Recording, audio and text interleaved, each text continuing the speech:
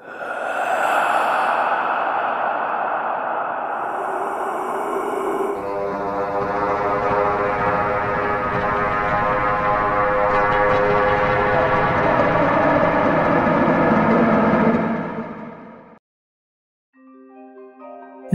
বন্ধুরা, আমি অঙ্কুশ। আপনারা শুনছেন আমার ইউটিউব চ্যানেল হান্টিং নাইটমেয়ার। আজ শুনছেন 2023 সালে মুক্তিপ্রাপ্ত ইন্দোনেশিয়ান হরর মন্ত্রা সুরগানা মুভির ভয়ঙ্কর কাহিনীটি। চলুন তাহলে এবার কাহিনীতে ফেরা যাক। কাহিনীর শুরুতে আমরা একজন ব্যক্তিকে দেখতে পাই যে একটা ছুরি দিয়ে নিজেই নিজেকে আঘাত করে কাঁদতে থাকে। সেই দেখে উনার মেয়ে ছুটে এসে ব্যক্তিটির পা জড়িয়ে ধরে বলে, এটা করো না বাবা। কিন্তু সেই ব্যক্তিটি মেয়ের কথা না শুনে কাঁদতে কাঁদতে এক অদ্ভুত মন্ত্র পড়তে শুরু করে। সেই দেখে মেয়েটিও একসময় তার বাবার সঙ্গে একই মন্ত্র পড়তে থাকে। এরপর ব্যক্তিটি যখন হাতে লণ্ঠন তুলে নেয়, তখন আমরা ব্যক্তিটির পিছনে এক বীভৎস শয়তানরূপী মূর্তিকে দাঁড়িয়ে থাকতে দেখি। এর মানে ব্যক্তিটি যা যা করছিল তা শুধুমাত্র ওই শয়তান জিনের প্রভাবই করছিল। মন্ত্র পড়া শেষ হতেই ব্যক্তিটির হাত থেকে জ্বলন্ত লণ্ঠন খসে পড়ে ও আগুন লেগে যায় চারিপাশে। সেই আগুনে পুড়ে মারা যায় ব্যক্তিটি। আগুনের ঝাপটা লেগে মেয়েটির দুই হাতের কিছুটা অংশের চামড়া পুড়ে যায়। এরপর বেশ কয়েক বছর কেটে যায়। সেই ছোট্ট মেয়েটি তখন বড় হয়ে গেছে। মেয়েটির নাম তান্ত্রী। সে বাসে চেপে আশ্রমা মহাশিশুয়াতে অবস্থিত ছাত্রাবাসে যাচ্ছিল। বাসে যাওয়ার সময় সে নিজের হাতের পোড়া দাগটা দেখতে পেয়ে তা পোশাকের আড়ালে লুকিয়ে নেয়। এরপর সে বাস থেকে নেমে ছাত্রাবাসের সামনে পৌঁছালে বৃষ্টি ভেজা ঠান্ডা বাতাসে কেউ যেন ফিসফিস করে বলে ওঠে, আমাকে সাহায্য করো। তান্ত্রী ভয় পেয়ে ছাত্রাবাসের ভিতরে চলে যায়। তখন দুইজন ছাত্রী তার কাছে এগিয়ে এসে বলে, তুমি তাহলে স্কলারশিপ পেয়েছো। তান্ত্রী কোনো উত্তর না দিয়ে সেখান থেকে চলে যায় নিজের 221 নম্বর ঘরে। ঘরে প্রবেশ করতেই তাকে অনুসরণ করে আবারও সেই ছাত্রী দুজন সেখানে উপস্থিত হয়। তারা এবারে নিজের পরিচয় দিয়ে বলে, আমি ফে, আর এটা আমার বন্ধু আস্থা। ফে জানতে চায় তান্ত্রী কি সেই রুমে একাই থাকবে। তান্ত্রী উত্তরে হ্যাঁ বলতেই তারা তাকে সাবধানে থাকতে বলে সেখান থেকে চলে যায়। তান্ত্রী সেই কথায় চিন্তিত হয়ে ঘরের চারিপাশটা দেখে নেয় ও টেবিল ল্যাম্প জেলে ঘরের মধ্যে খুঁজে পাওয়া একটা গ্রুপ ফটোকে মনোযোগ সহকারে দেখতে থাকে। যে ফটোর পিছনে লেখা ছিল, তোমাদেরকে ঘৃণা করি। হঠাৎ সেই ফটোটা হাত থেকে মেঝেতে পড়ে গেলে তান্ত্রী তা তোলার জন্য যখনই নিচু হয়, তখনই সে বিছানার নিচে কোনো এক মেয়ের ভয়ঙ্কর মুখাবয়বকে দেখতে পায়। যা দেখে এটা বোঝা যায় ওই ঘরটা নিশ্চয়ই ভুতুড়ে ছিল। অপরদিকে তখন আস্থা ছাত্রাবাসে নিজের ঘরে বসে তার জামাল চাচার পাঠানো মেসেজগুলো দেখছিল। জামাল চাচা লিখেছে, কেমন আছো, কবে বাড়ি ফিরবে ইত্যাদি। ঠিক সেই সময় আস্থার একটা ভিশন আসে, যেখানে সে ছুরি দিয়ে নিজেই নিজের গলা কাটছে অবস্থায় দেখতে পায়। এই দৃশ্য দেখে সে ভয় পেয়ে যায়, তবে সে এই বিষয়টা কাউকেই জানায় না। পরদিন তান্ত্রী আস্থা ও ফের সঙ্গে ক্যান্টিনে বসে যখন ব্রেকফাস্ট করছিল, তখন সে জানতে চায় এই ছাত্রাবাসে অদ্ভুত কিছু তারা দেখেছে কিনা। কারণ সে এখানে আসার পর থেকেই তার সঙ্গে এমন কিছু ঘটছে যা আগে কখনো ঘটেনি। সেই কথা শুনে আস্থা বলে, গত বছর থেকে আমাদের দুইজন বন্ধু এখনো পর্যন্ত নিখোঁজ। তাদের মধ্যে একজনের নাম অরুম, যাকে তার বাবা একদিন এখান থেকে নিয়ে যায়।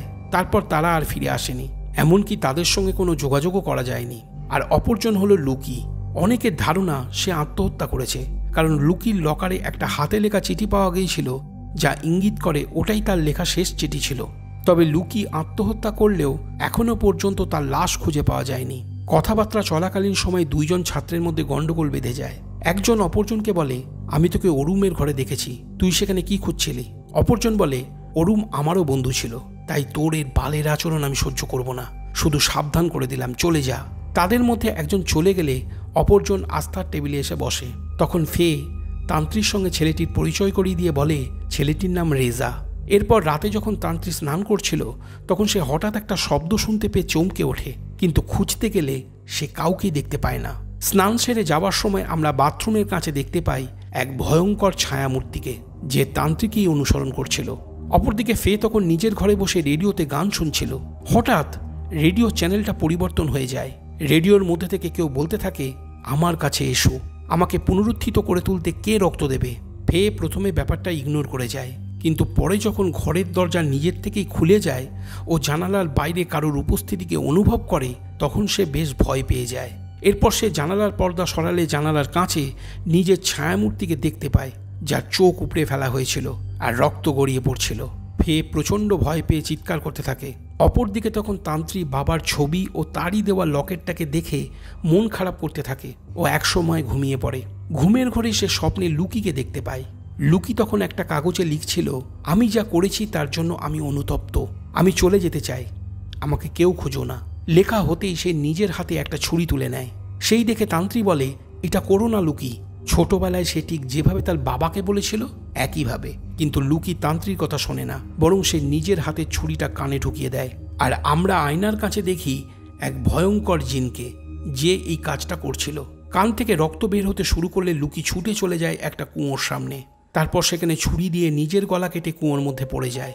তান্ত্রী চেষ্টা করা সত্ত্বেও লুকিকে আটকাতে পারে না। এরপরেই তান্ত্রীর ঘুম ভেঙে যায়। সে চোখে মুখে হাত রাখতেই বুঝে যায় তার সারা মুখে রক্ত লেগে আছে।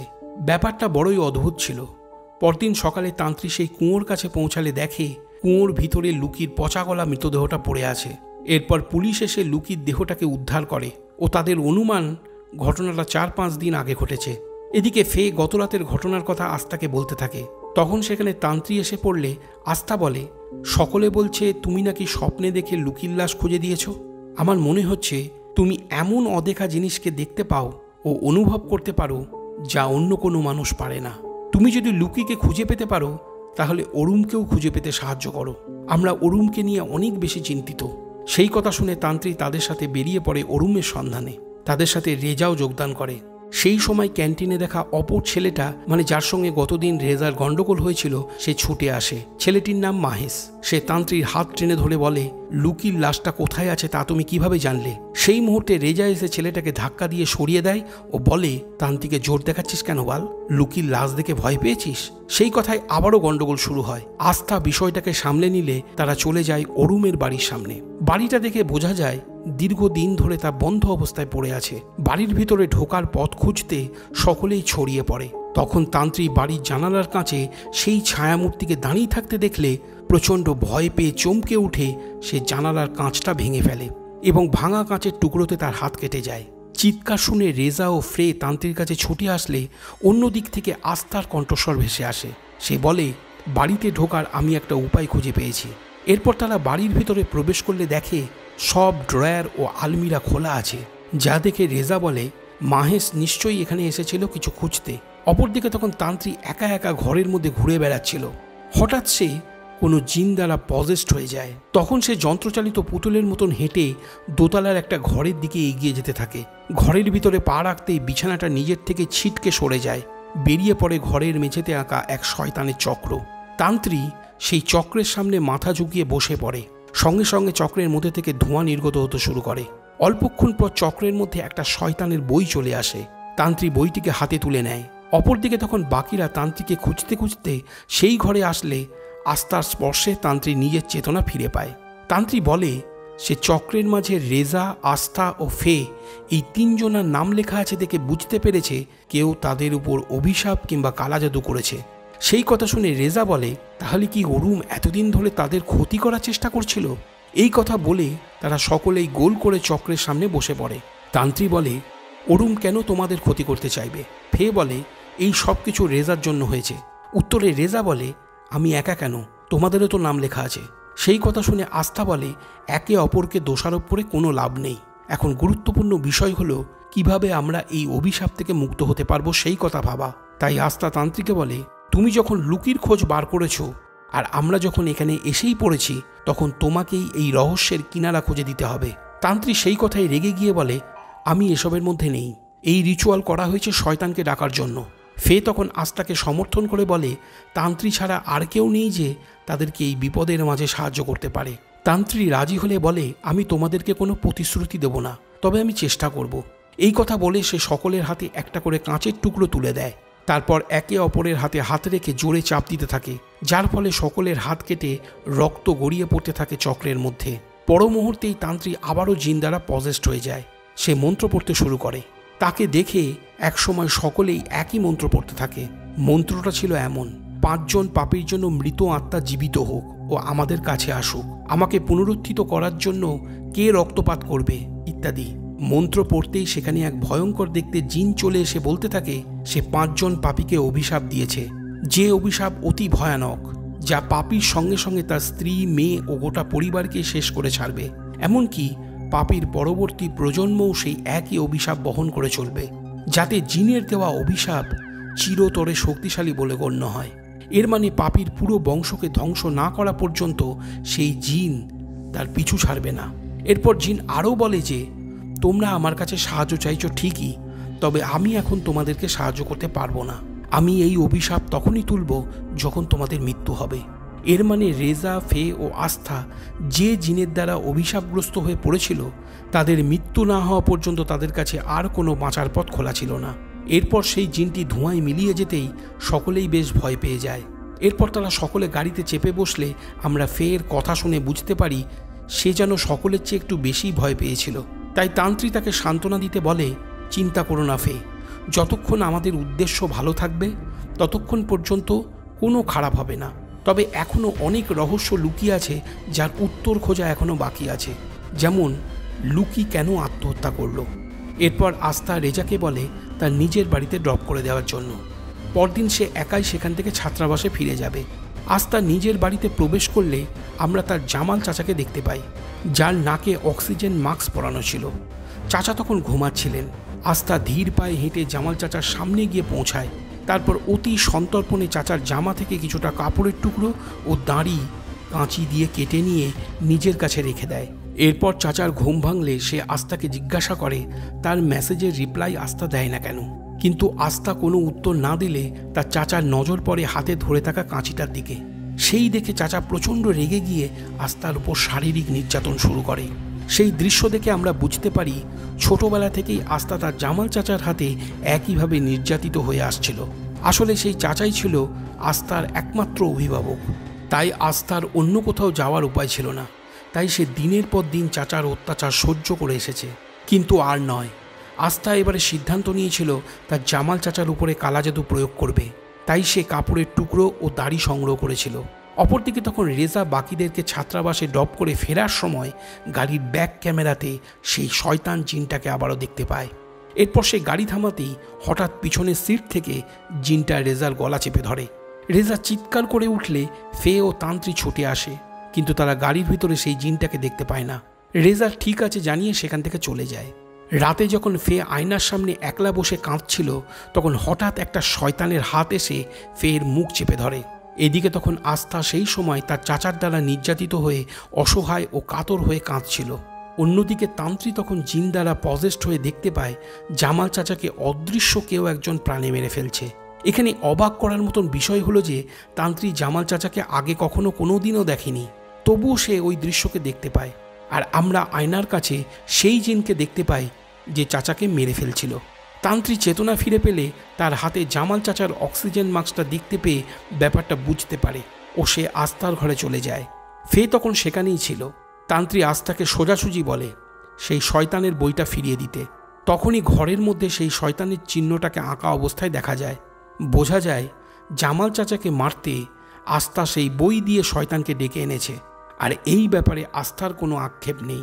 ফে সেই বইটাকে নিজের হাতে তুলে নেয় ও বলে জামাল চাচা মোটেও ভালো লোক ছিল না।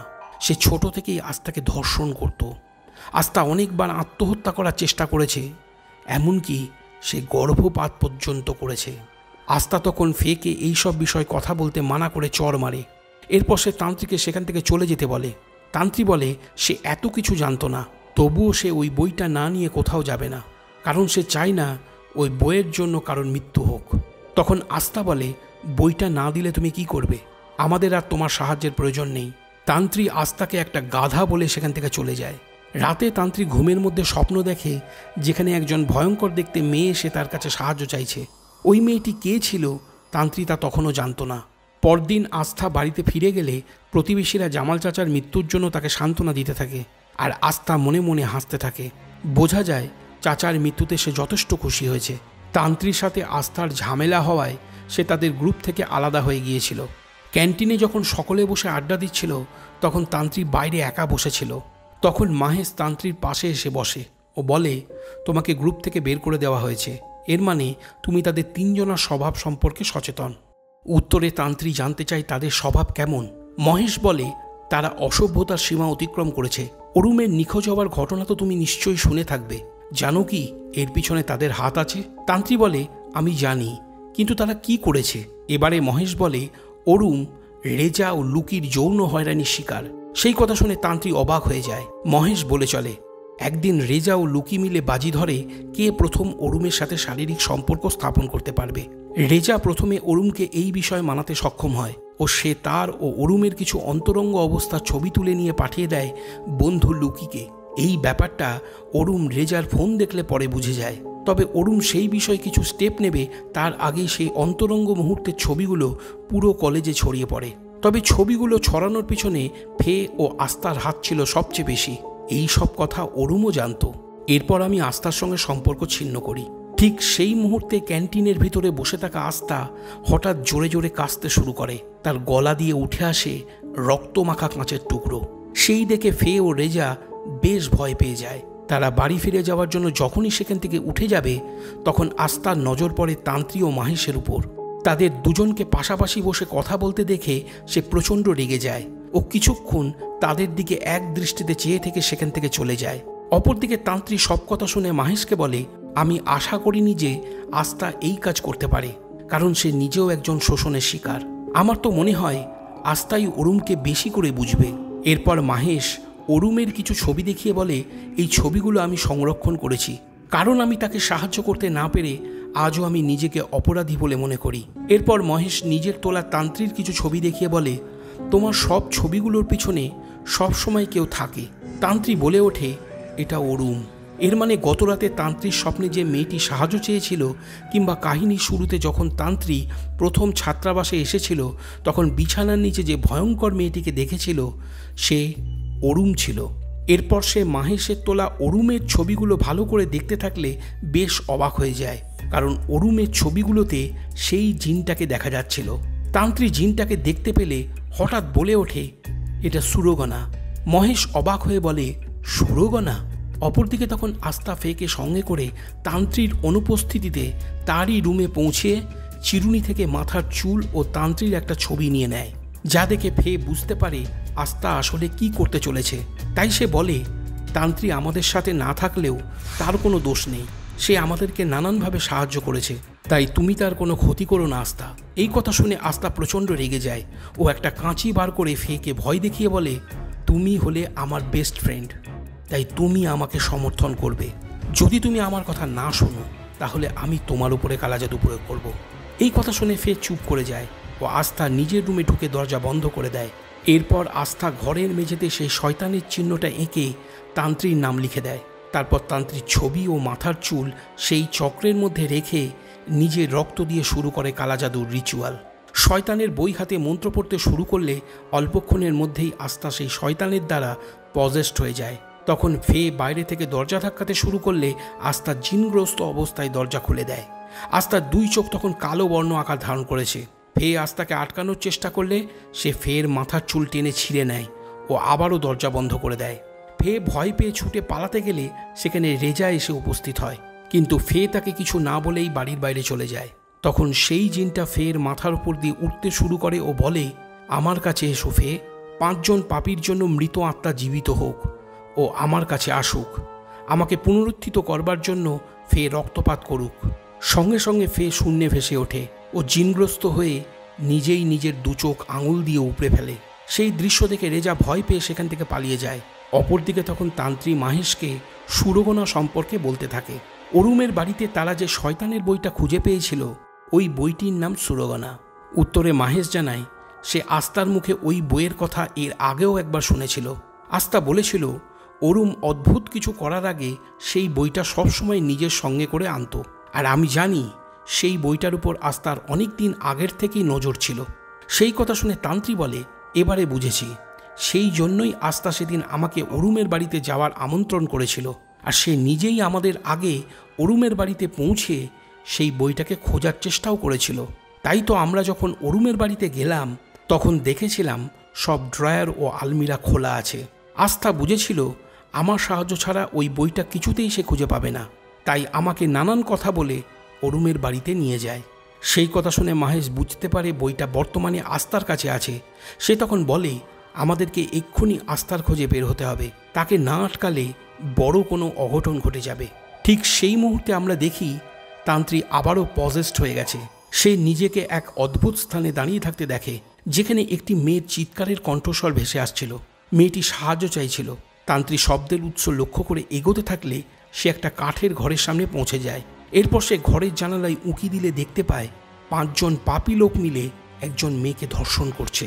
মেয়েটি নিজেকে বাঁচাতে চিৎকার করে কাঁদছে। সেই মুহূর্তে মেয়েটির করুণ আর্তনাদ যেন সেই রাক্ষসের লোকগুলোকে আরও বেশি করে যৌন ক্রিয়ায় উন্মত্ত করে তুলেছিল। এমন সময় হঠাৎ সেই মেয়েটি তান্ত্রীর দিকে চেয়ে অদ্ভুতভাবে হেসে ওঠে। তান্ত্রী সেই দেখে ভয় পেয়ে সরে যায় ও কাঁদতে থাকে। অল্পক্ষণ পর রাত নামলে তান্ত্রী ওই মেয়েটিকে একটি গাছের নিচে দাঁড়িয়ে খাতায় কিছু লেখা অবস্থায় দেখতে পায়, যা পরবর্তী সময়ে আমরা শয়তানের বইরূপে অরুমের বাড়িতে দেখেছিলাম। খাতায় শয়তানের চক্র আঁকা হলে মেয়েটি নিজের হাত কেটে তার রক্ত ওই আঁকা চক্রের মাঝে দিতে থাকে। সঙ্গে সঙ্গে তার চারিপাশে আগুন জ্বলে ওঠে। মেয়েটি ক্রমশ শূন্যে ভেসে উঠে বলতে থাকে সে 5 জন পাপীকে অভিশাপ দিয়েছে, যাদের জীবন কখনো সুখের থাকবে না। তারা একে একে শয়তানের হাতে শিকার হবে। ওই 5 জনার স্ত্রী, কন্যা, এমনকি তাদের বংশের উপরেও ওই অভিশাপের প্রভাব থাকবে। মৃত্যু পর্যন্ত তাদের সকলকে সে তাড়া করে বেড়াবে। এই অভিশাপ দিয়ে মেয়েটি নিজেই নিজেকে আগুনে পুড়িয়ে দেয়। এর মানে মেয়েটি অভিশাপ দিয়ে নিজের জীবনের বিনিময়ে শয়তান জিনের সঙ্গে চুক্তি করে, যার কারণে জিনের আগমন হয়। এরপর থেকে সুরগণার অভিশাপ শুরু হয়, যা এখনও অবধি চলে আসছে বহুজনার উপরে। এরপর তান্ত্রিক চেতনা ফিরে পেলে মাহেশকে বলে সে সব কিছু দেখেছে। বিষয়টা সুরগণাকে কেন্দ্র করে, যেখানে একটি মেয়েকে 5 জন পাপী লোক মিলে পালাক্রমে ধর্ষণ করে। মেয়েটি নিজেকে আগুনে পুড়িয়ে দেওয়ার আগে সেই 5 জন ধর্ষকের নাম লেখে সেই শয়তানের বইটিতে, যে বইটা আমি অরুমের বাড়িতে পেয়েছিলাম। সেই 5 জন পাপীর মধ্যে একজন হলো আমার ঠাকুরদা। এর মানে সেই অভিশাপ তখন থেকে চলে আসছে, যার কারণে তান্ত্রীর বাবার ভয়ঙ্কর মৃত্যু হয়। এমনকি বর্তমানে তান্ত্রীও সেই অভিশাপের আওতায় রয়েছে। সব কথা শুনে মাহেশ বলে আমাদেরকে এখন নিশ্চিত করতে হবে অরুম কোথায় আছে আর সে কি চায়। কারণ এটা সত্য যে অরুম এখনো পর্যন্ত তান্ত্রীর পিছনে পড়ে আছে, যা ছবিতেও ধরা পড়েছে। সে কিছু বলতে চায়। এমনকি তান্ত্রী অনেকবার তার স্বপ্নে অরুমকে দেখেছে সাহায্য চাইতে। তাই তারা দুজনে মিলে রহস্যের সন্ধানে অরুমের বাড়িতে চলে যায়। অপরদিকে তখন সেই শয়তান জিনটি আস্তাকে সম্পূর্ণরূপে বশীভূত করে তান্ত্রীকে আক্রমণ করতে এগিয়ে আসে। কিন্তু সে তান্ত্রীর কোনো ক্ষতি করতে পারে না, কারণ সেই সময় কোনো এক শুভ শক্তি তান্ত্রীকে রক্ষা করছিল, যার ফলে জিনটি প্রচণ্ড ক্রুদ্ধ হয়ে ওঠে ও জানালা সকল কাজ হঠাৎ ব্লাস্ট করে। তখনই মাহেশ তান্ত্রীকে বাঁচাতে জড়িয়ে ধরে তাকে আড়াল করে নেয়, যার ফলে ভাঙা কাঁচের টুকরো ছুটে এসে মাহেশকে আহত করে। একটি কাঁচের টুকরো মাহেশের ঘাড়ে বিঁধে যাওয়ার কারণে সে জ্ঞান হারায়। তান্ত্রী মাহেশকে জড়িয়ে ধরে কাঁদতে থাকে। আসলে সে এখনই মাহেশকে হারাতে রাজি ছিল না, কারণ সে এরই মাঝে মাহেশকে মনে মনে পছন্দ করতে শুরু করেছিল। মাহেশও তান্ত্রীকে পছন্দ করত, যে কারণে সে নিজের জীবনের পরোয়া না করে তান্ত্রীকে বাঁচাতে গিয়েছিল। এরপরেই তান্ত্রী শুনতে পায় কেউ যেন বলছে আমাকে সাহায্য করো। তান্ত্রী সামনের দিকে তাকাতেই দেখে অরুমের ছায়ামূর্তিকে। সে একটা নির্দিষ্ট দিকে যাওয়ার জন্য ইঙ্গিত করছিল। তান্ত্রী সেদিকে এগিয়ে গেলে দেখে একটা রুমের মধ্যে লাইট ব্লিঙ্ক করছে। রুমে প্রবেশ করতেই সে চমকে ওঠে ও চিনতে পারে ওই রুমে সে এর আগেও একবার এসেছিল। রুমের ভিতরে অরুমকে সেই শয়তানের চিহ্নের সামনে বসে থাকতে দেখে তান্ত্রী বুঝতে পারে সে অতীতের কোনো দৃশ্যকে দেখতে শুরু করেছে। অরুম তখন তার সাথে ঘটে যাওয়া নিকৃষ্ট ঘটনার প্রতিশোধ নেওয়ার জন্য রেজা, লুকি, আস্থা ও ফের উপর সুরগণার কালাজাদু করছিল। হঠাৎ অরুমের বাবা ব্যাপারটা টের পেলে ছুটে এসে অরুমকে আটকানোর চেষ্টা করে। সে বলে এমনটা করো না অরুম। কিন্তু অরুম তার বাবার কথাগুলোকে শুনতেই চাইছিল না। আসলে যে ব্যক্তি একবার সেই কালাজাদু শুরু করে দেয়, তখনই সেই শয়তান জিনটি ওই ব্যক্তিটিকে পজেস্ট করে নেয়। অরুমের সঙ্গে ঠিক এমনটাই হয়েছিল।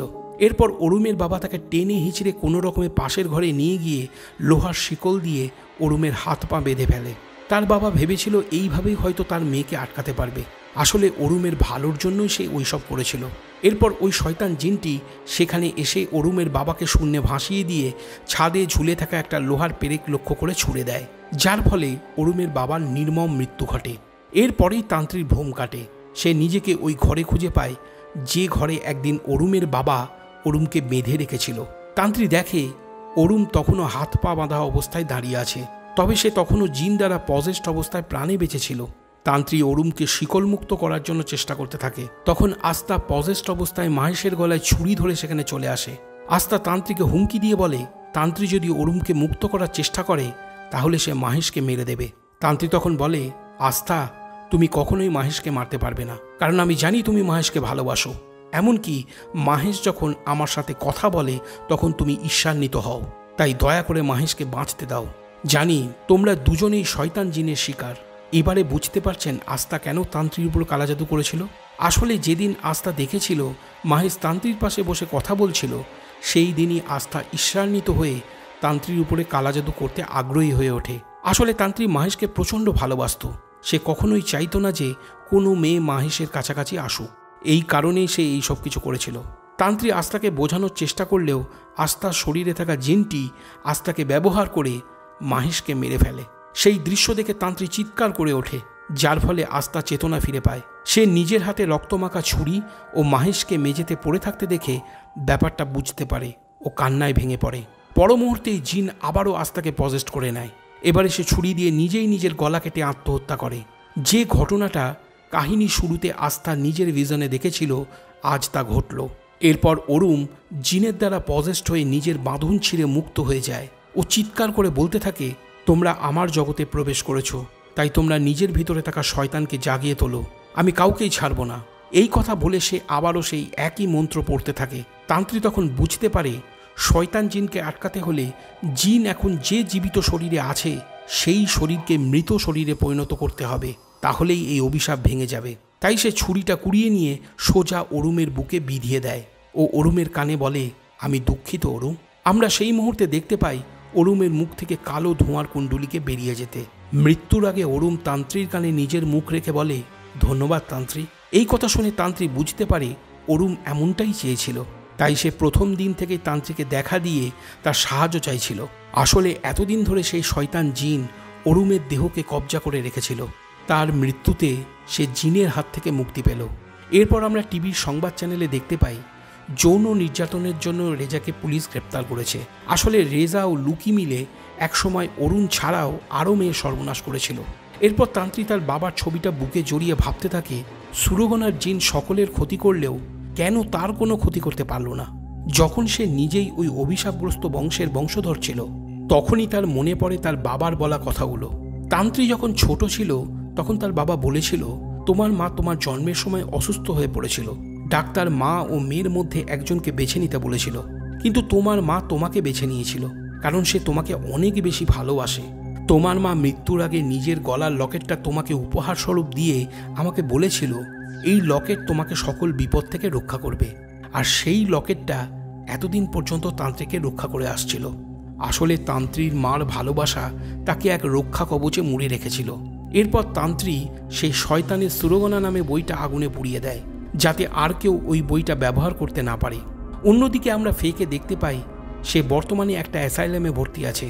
তার দুই চোখ নেই, তবে আজও তার চোখ দিয়ে রক্ত ঝরতে থাকে। অপরদিকে রেজাকে দেখা যায় সে মানসিকভাবে বিকারগ্রস্ত হয়ে পড়েছে। তাই সে জেলের গড়াদে নিজের মাথা ঠুকে কপাল ফাটিয়ে ফেলেছিল। এরপর আমরা তান্ত্রীকে বাসে করে ফিরে যেতে দেখি। সেই সময় হঠাৎ সেই সুরগনা নামে শয়তানের বইটা আবারও তান্ত্রীর কাছে ফিরে আসে, যা দেখে তান্ত্রী হতবাক হয়ে যায়। বাসের মধ্যে চারিদিকে তাকালে সে দেখতে পায় সকল যাত্রীরা জিন দ্বারা পজেস্ট হয়ে গেছে। সেই দৃশ্য দেখে আমরা বুঝতে পারি ওই অভিশাপ তখনও রয়েছে ও তা আরও বেশি শক্তিশালী হয়ে উঠেছে।